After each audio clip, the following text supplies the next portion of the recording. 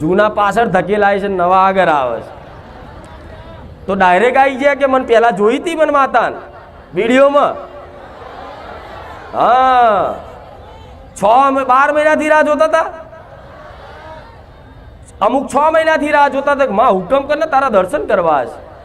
માં આવું છે, આવાતું નહીં, શું કરીએ માં? તો કદાચ આજે તડપ ચડી ને તમને ચારે જઈશ. અને કંઈક ભાવિક ભક્તોને તો સારું નક્કી કર્યું હોય કે આવતા રવિવાર ફાઇનલ જવાનું જ છે બારે જા, અને તાકડે ગાદી બંધ. એટલે એવા દુઃખી થાય કે જાણે કોકે દિલ તોડી નાખ્યું. થાય કે નહીં?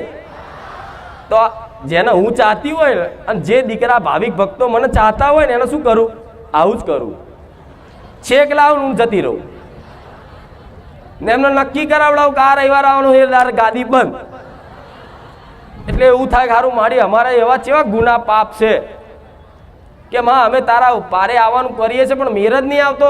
નહીં, તમારા ગમે તેવા પાપ હશે તે હું એ નહીં જોઉં, તમારા ગમે તેવા કર્મો હશે નહીં જોઉં, તમે ગમે તેવા સ્વભાવના હશો નહીં જોઉં, તમે ગમે તેવા મેલા હશો એ નહીં જોઉં. બસ તમારો ચોખ્ખો ભાવ ને મારા પ્રત્યેનો વિશ્વાસ જ મન મેલડીને દેખાય છે, બીજું બધું દેખાતું.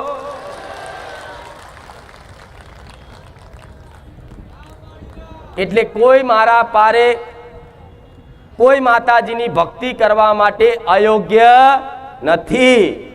પોતાની જાતને એવું ક્યારેય માનતા નહીં કે હું લાયક નથી. ના, ભલે લાયક કદાચ તમને લાગતું હોય ને કે મારી હું ભક્તિ કરવા લાયક નહીં, મારા વર્તનો હારા નહીં, મારા કાર્યોમાં હારા નહીં, મારા ભક્તિ કરવી છે, પણ કદાચ ભલે તમને એવું લાગતું હોય કે હું નાલાયક છું, તો ભલે મારા સાનિધ્યમાં આવજો. લાયક બનાવવાની જવાબદારી મારી મેલડીની છે.